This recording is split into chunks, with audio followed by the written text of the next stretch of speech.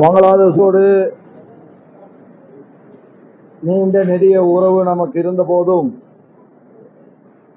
எப்பொழுதெல்லாம் வங்கதேசத்தில் மதவாத சக்திகளின் கை ஓங்குகிறதோ அப்பொழுதெல்லாம் நம்முடைய தேசத்தோடு இருக்கின்ற நெருக்கமும் உறவுக்கும் ஒரு சவால் வருகிறது.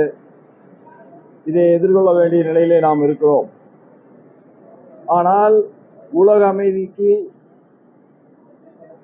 வங்காளதேசம் இந்திய உறவு மிக மிக முக்கியமானது. நிச்சயமாக அது மேலும் வலுப்பெறும் என்கின்ற நம்பிக்கை எனக்கு இருக்கிறது. ஜவுளி தொழிலை பொறுத்தளவில்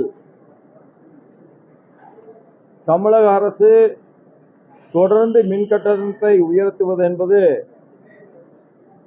இந்த தொழில் போட்டிகளை சமாளித்து வெற்றி பெறுவதற்கு உதவுவதாக அமையாது. ஜவுளித்துறைக்கு நிறைய உதவிகளை மாநில அரசு செய்கின்ற பொழுதுதான் இந்த தொழில் காலத்தை கடந்து நம் மண்ணிலே நிற்க முடியும். உலகம் முழுவதும் ஜவுளி தொழில் வளர்ந்து வருகிறது. பங்களாதேஷிலே இருந்து, லாவோஸிலே இருந்து வியட்நாம் வரை இன்றைக்கு ஜவுளி தொழில் மிக பிரம்மாண்டமாக வளர்ந்து வருகிறது. ஏன் பர்மாவிலே கூட ஜவுளி தொழில் ஒரு புதிய எழுச்சியை பெற்றிருக்கிறது.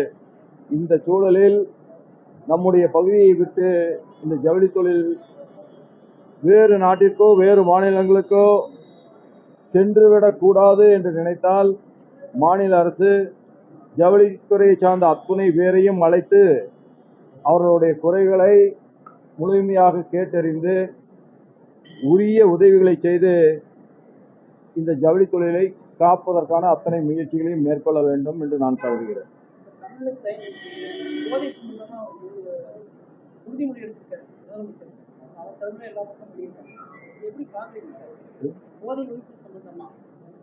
போதை ஒழிப்பு நிச்சயமாக வரவேற்கப்பட வேண்டியது ஒன்று.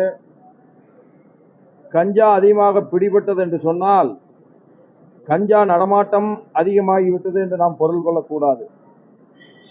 அதிக நடமாட்டத்தில் உள்ள கஞ்சாவை கட்டுப்படுத்துவதற்காக எடுக்கப்படுகின்ற நடவடிக்கையாகத்தான் பார்க்க வேண்டும். முதலமைச்சர் அவர்கள் கஞ்சாவையும் இதர போதை வஸ்துக்களை ஒழிப்பதற்கு எடுக்கின்ற அத்தனை முயற்சிகளையும் நான் வரவேற்கிறேன். அதை அனைவரும் வரவேற்க வேண்டும் என்று நான் கருதுகிறேன்.